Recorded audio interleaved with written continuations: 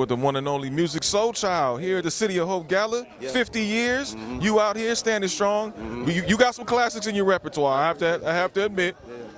What is it about just hip hop and that R&B collaboration that's been so successful and soulful? It just resonates with a generation that needed to self-identify, and I think we resonated with it because it was something that was our own and unique to us, and it stood the test of time. We're still talking about it 50 years later, and it had a little turbulence and some challenges, you know. However, everything does whenever it's in its developmental stage. So kudos to everybody that supported and is stuck with it, even through the not so ideally, you know, good times. But it definitely had a reason and a purpose, and we're living that today. Absolutely. Now, you've had some, like I said, you've had some hits, you definitely have some classic material. What is one record that you wrote that you didn't realize it took off the way that it took off, where the fans and everybody still talks about it to this day?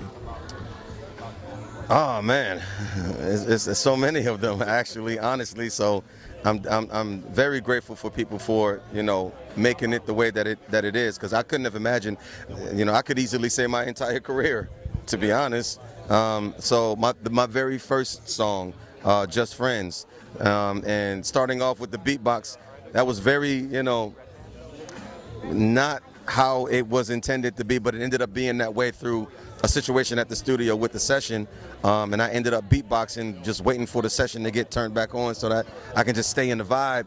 And that was my manifestation of how hip-hop influenced me, because beatboxing is a very hip-hop thing.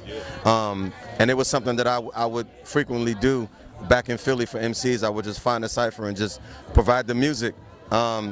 So that being such a huge element in that song, and people being introduced to me through that way, and then it becoming as big as it, like I still do that song in my show, and it still gets a really, really good reaction. So I would have to say Just Friends.